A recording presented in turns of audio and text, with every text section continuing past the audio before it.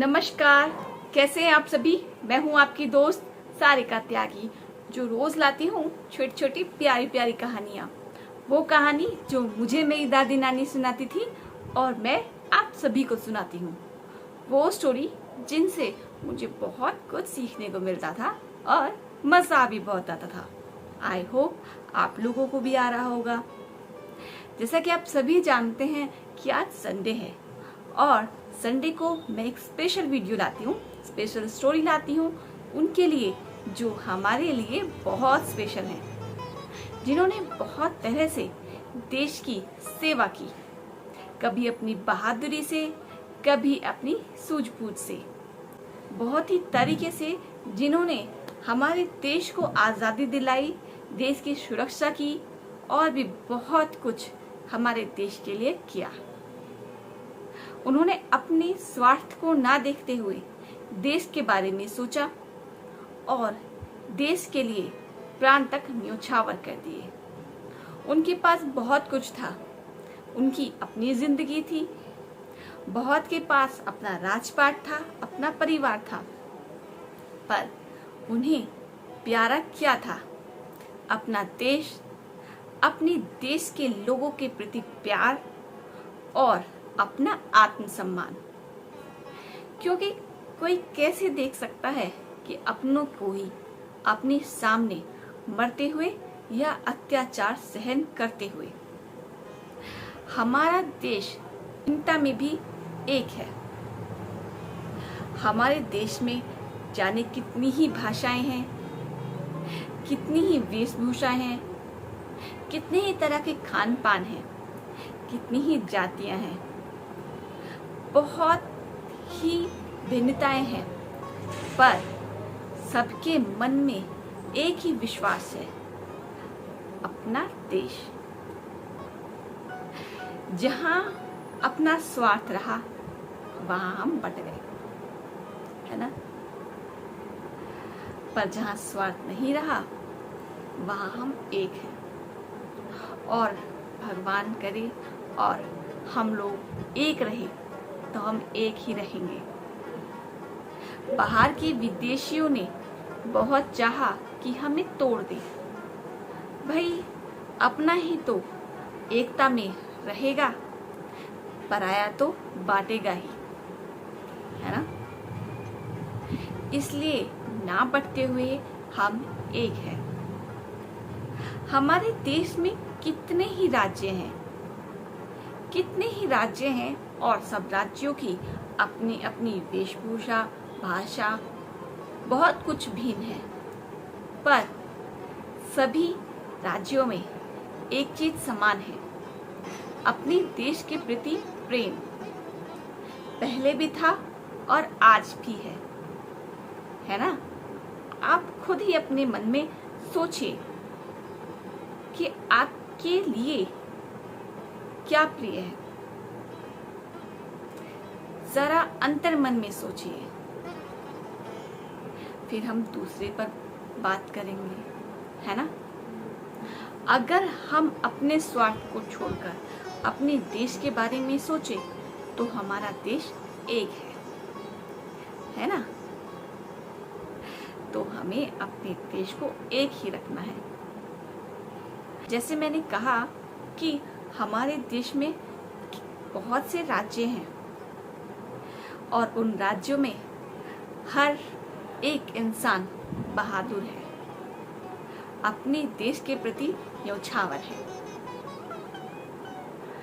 अगर हम स्वार्थ में रहेंगे तो हम वही लड़ाई झगड़े, दंगे फसाद, इन सब में लग जाएंगे।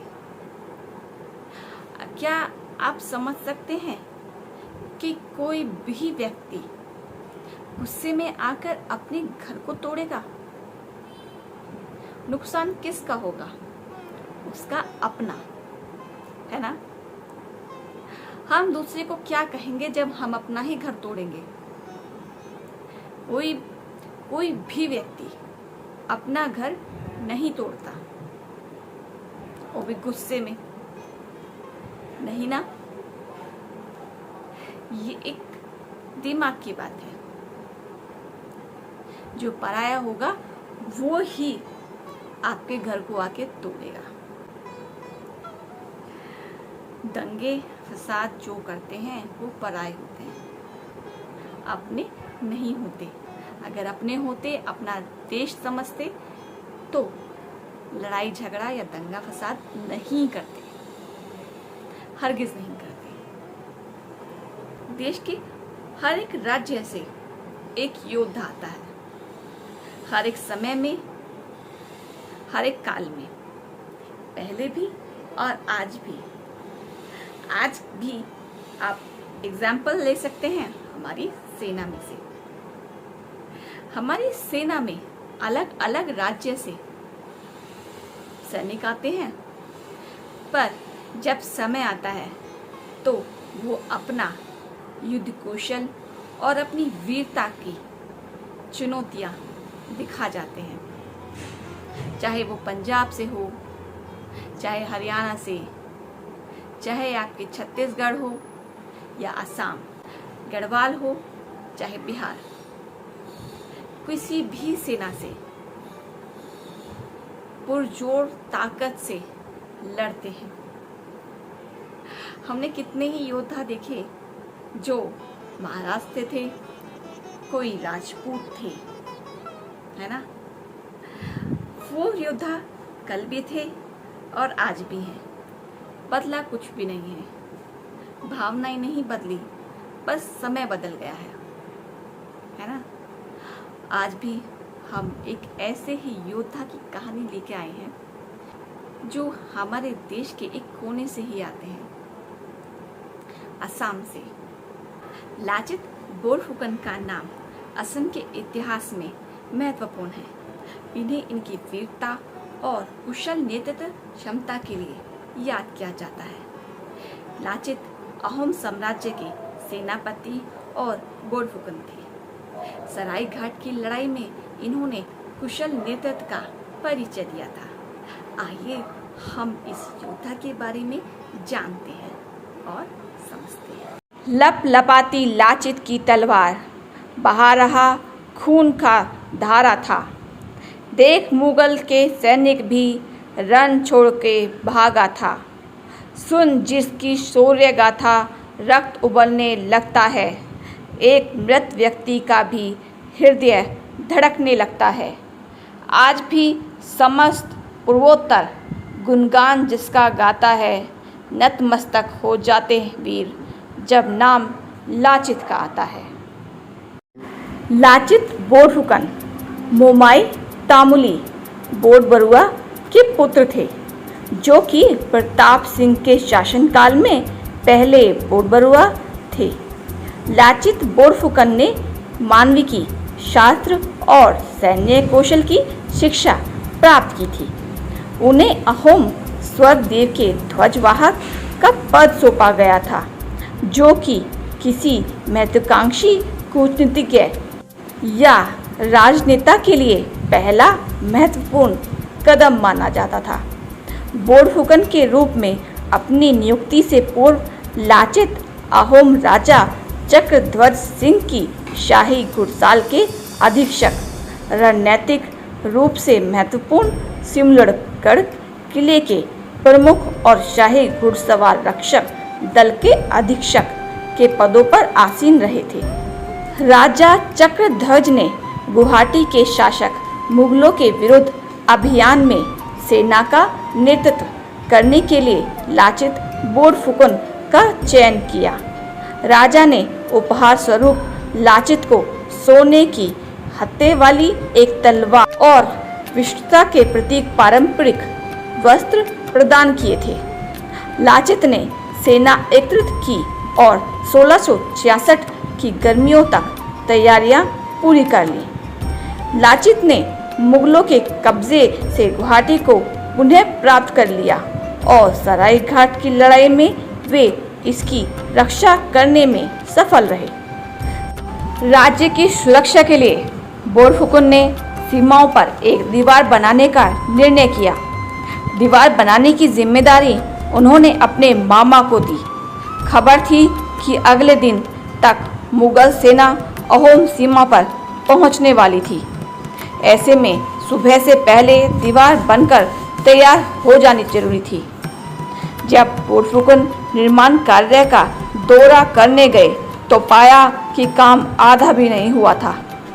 इसके अलावा खुद उनके मामा और सैनिकों ने भी यह मान लिया था कि समय से दीवार बन नहीं पाएगी। बोरफुकन इस रवैये से बेहद नाराज हुए और अपने मामा का सिर धड़ से अलग कर दिया। इसके बाद उन्होंने अपने सैनिकों में ऐसा जोश भरा कि दीवार सुबह से पहले तैयार हो गई। मुगल हमले के खिलाफ बोरफुकन ने कमाल की रणनीति अपनाई। वे जानते थे कि मुगलों की नौसेना कमजोर है। उन्होंने अपने राज्य की सीमाएं सुरक्षित की और राम सिंह को ब्रह्मपुत्री नदी के किनारे आने को मजबूर किया। मुगल सेना ने सराय घाट पर अहोम किलेबंदी में सेल लगाई और अंदर घुसने का प्रयास किया। यहीं पर बोरफुकन अपनी अहोम सेना के साथ उन पर टूट पड़े और उनको मुंह तोड़ जवाब दिया। लाचित और उनकी सेना द्वारा पराजित होने के बाद मुगल सेना ब्रह्मपुत्र नदी के रास्ते ढाका से असम की ओर चली और गुवाहाटी की ओर बढ़ने लगी। राम सिंह के नेतृत्व वाली मुगल सेना में 30,000 पैदल, 15,000 तीरंदाज, 18,000 तुर्की घुड़सवार, 5,000 बंदूकची और 1,000 से अधिक तोपों के अलावा नौकाओं का विशाल बेड़ा था। लड़ाई के पहले चरण में मुगल सेनापति राम सिंह असमिया सेना के विरुद्ध कोई भी सफलता पाने में विफल रहे। राम सिंह के एक पत्र के साथ अहोम शिविर की ओर एक तीर छोड़ा गया, जिसमें लिखा था कि लाचित को 1 लाख रुपए दिए गए थे और इसलिए उसे गुवाहाटी छोड़कर चले जाना चाहिए। यह पत्र अंततः अहोम राजा चक्रध्वज के पास पहुंचा। यद्यपि राजा को लाचित की निष्ठा और देशभक्ति पर संदेह होने लगा था, लेकिन उनके प्रधानमंत्री अतन ब्रोगोहेन ने राजा को समझाया कि यह लाचित के विरुद्ध एक चाल है। सराय घाट की लड़ाई के अंतिम चरण में जब मुगलों ने सराय घाट में नदी से आक्रमण किया तो असमिया सैनिक लड़ने की इच्छा खोने लगे। कुछ सैनिक पीछे हट गए। यद्यपि लाचित गंभीर रूप से बीमार थे, फिर भी वे एक नाव में सवार हुए और 7 नावों को एक साथ मुगल बेड़े की ओर बढ़े। उन्होंने सैनिकों से कहा, यदि आप भागना चाहते हैं तो भाग जाएं। महाराज ने मुझे एक कार्य सौंपा है और मैं इसे अच्छी तरह पूरा करूंगा। मुगलों को मुझे बंदी बनाकर ले जाने दीजिए। आप महाराज को सूचित कीजिएगा कि उनके सेनाध्यक्ष ने उनके आदेश का पालन करते हुए अच्छी तरह युद्ध किया। उनके सैनिक लामबंद हो गए और ब्रह्मपुत्र नदी में एक भीषण युद्ध हुआ। लाचित बोरफुकन विजयी हुए। मुगल सेनाएं गुवाहाटी से पीछे हट गईं। मुगल सेनापति ने अहोम सैनिकों और अहोम सेनापति लाचित बोरफुकन के हाथों अपनी पराजय स्वीकार करते हुए लिखा, महाराज की जय हो, सलाहकारों की जय हो, सेना नायकों की जय हो, देश की जय हो। केवल एक ही व्यक्ति सभी शक्तियों का नेतृत्व करता है। यहाँ तक कि मैं राम सिंह व्यक्तिगत रूप से युद्ध स्थल पर उपस्थित होते हुए भी कोई कमी या कोई अवसर नहीं ढूंढ सका। सराय घाट की विजय के लगभग 1 वर्ष बाद प्राकृतिक कारणों से लाचित बोरफुकन की मृत्यु हो गई। उनका मृत शरीर जोड़ा घाट से 16 किलोमीटर दूर हुलुंगपारा में स्वर्गदेव उदयादित्य सिंह द्वारा सन 1672 में निर्मित लाचित स्मारक में विश्राम कर रहा है। लाचित बोरफुकन का कोई चित्र उपलब्ध नहीं है, लेकिन एक पुराना इतिवृत्त उनका वर्णन इस प्रकार करता है। उनका मुख चौड़ा है और पूर्णिमा के चंद्रमा की तरह दिखाई देता है। कोई भी उनके चेहरे की ओर आंख उठाकर नहीं देख सकता है। लाचित बोरफुकन के पराक्रम और सराय घाट की लड़ाई में असमिया सेना की विजय का स्मरण करने के लिए संपूर्ण असम में प्रति वर्ष 24 नवंबर को लाचित दिवस मनाया जाता है। राष्ट्रीय रक्षा अकादमी के सर्वश्रेष्ठ कैडेट को लाचित मेडल से सम्मानित किया जाता है, जिसका नाम लाचित बोरफुकन के नाम पर रखा गया है।